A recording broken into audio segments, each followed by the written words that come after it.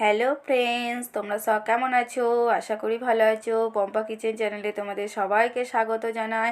আজ তোমাদের সাথে আবারও একটা ভিডিও শেয়ার করতে চলে এসেছি। দেখো বন্ধুরা, আজকে বানাবো পেঁয়াজ কলি, আলু, টমেটো, পেঁয়াজ, রসুন দিয়ে একটা ভাজা রেসিপি। তো দেখতে থাকো আমি কিভাবে বানাচ্ছি। দেখো, পেঁয়াজ কলি ভাজার জন্যে পেঁয়াজ কলি নিয়ে নিয়েছি, টমেটো, আলু, পেঁয়াজ, রসুন নিয়ে নিয়েছি, কেটে নিয়েছি ওগুলো।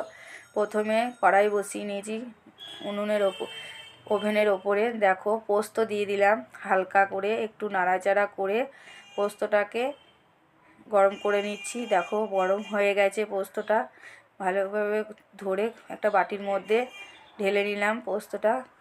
আবারও কড়াই বসিয়ে দিয়েছি, কড়াইয়ের মধ্যে পরিমাণ মতো 2 চামচ তেল দিয়ে দিলাম, বড় চামচের। দেখো, তেলের ওপর কালো জিরে দিয়ে দিলাম, শুকনো লঙ্কা ছোট ছোট করে কেটে দিয়ে দিলাম একটা, দিয়ে ভালোভাবে নাড়াচাড়া করে নিচ্ছি একবার।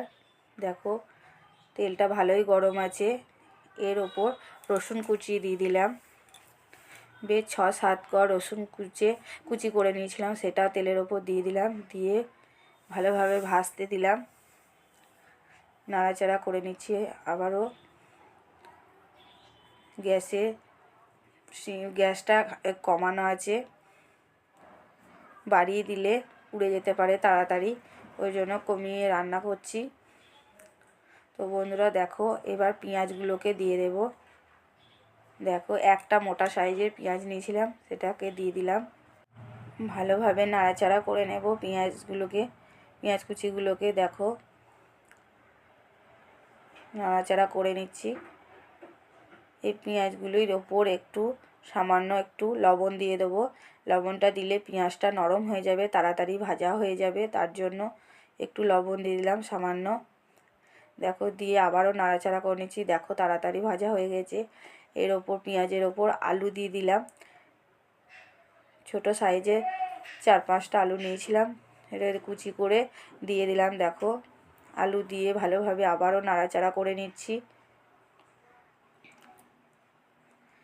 দেখো, 1 চামচ হলুদ দিলাম, হলুদ দিয়ে ভালোভাবে আবারও নাড়াচাড়া করে নেব।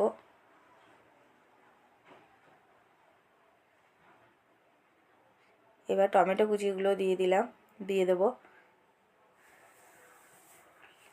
টমেটো কুচি দিয়ে ভালোভাবে আবার নাড়াচাড়া করে নিয়ে, দেখো, টমেটোটা যাতে না গলে যায় খুব একটা, তার জন্য বেশি নাড়াচাড়া করব না, অল্প পরিমাণে নাড়াচাড়া করব। এবার পেঁয়াজ কলিগুলোকে দিয়ে দেব, আর বেশিক্ষণ নাড়ব না। দেখো, পেঁয়াজ কলিগুলোকে ভালোভাবে কেটে নিয়েছি, কেটে ভালো করে ধুয়ে পরিষ্কার করে নিয়েছি। দেখো, দিয়ে দিলাম পেঁয়াজ কলিগুলো, দিয়ে এবার ভালোভাবে নেড়ে নেব আবারও। দেখো, নাড়াচাড়া করে নিচ্ছি। এর মধ্যে কোনো জল অ্যাড করব না, জল দিলে ভালো লাগে না।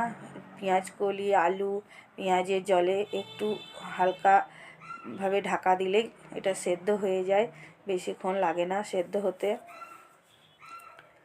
তো বন্ধুরা দেখো, লবণ আবারও একটু ফাইনালি লবণ দিয়ে দিলাম, 1 চামচ মতো, বেশি লবণ তখন দিইনি বলে এবার দিয়ে দিলাম। তো বন্ধুরা আবারও ভালোভাবে নাড়াচাড়া করে নিচ্ছি। এবার ঢাকা দিয়ে দেবো, 1 মিনিট মতো হোক। দেখো, তার জন্য আমি পোস্তটা, যেটা ভাজা ছিল পোস্তটা, শিলের মধ্যে নিয়ে আমি পোস্তটাকে ভালোভাবে বেটে নেব। দেখো, বাটা হয়ে গেছে, পোস্তটাকে ভালোভাবে তুলে নিচ্ছি হাত দিয়ে। হাতে অনেক পোস্ত লেগে গেছে, তাও দেখো তুলে নিলাম।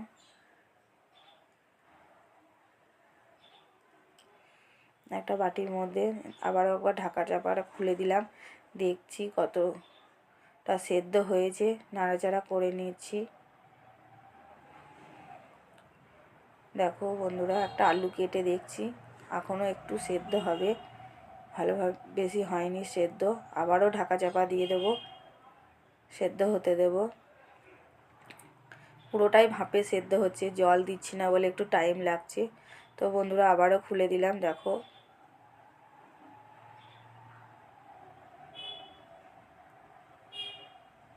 নাড়াচাড়া করে নিচ্ছি। আবারও একটা আলু কেটে দেখে নিচ্ছি, এবার সেদ্ধ আর একটু অল্প পরিমাণ সেদ্ধ করলেই হয়ে যাবে। দেখো বন্ধুরা, আবারও ঢাকা দিয়ে দেব। তো এইভাবে ঢাকা চাপা দিয়ে আমি ভালোভাবে সেদ্ধ করে নিয়েছি বন্ধুরা। তো তোমরা বাড়িতে এইভাবে ট্রাই করো। রেসিপিটি খুব ভালো লাগে খেতে, খুব ভালো হয়েছিল খেতে। আমার এই রেসিপিটি তোমাদের যদি ভালো লেগে থাকে অবশ্যই লাইক করো, শেয়ার করো, কমেন্ট করো, আর আমাকে সাবস্ক্রাইব করতে ভুলো না। প্লিজ প্লিজ সাবস্ক্রাইব করে দিও।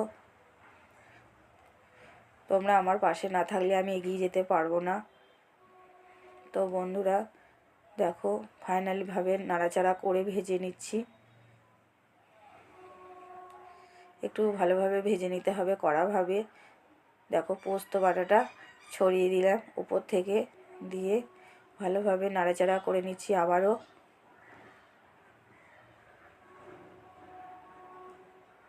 তৈরি হয়ে গেল গরম গরম পেঁয়াজ কলি ভাজা রেসিপি।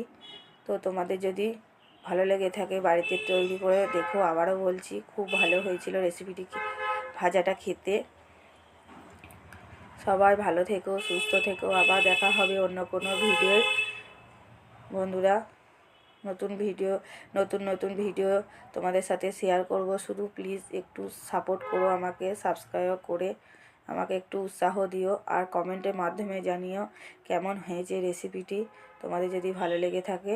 টাটা বন্ধুরা, নমস্কার।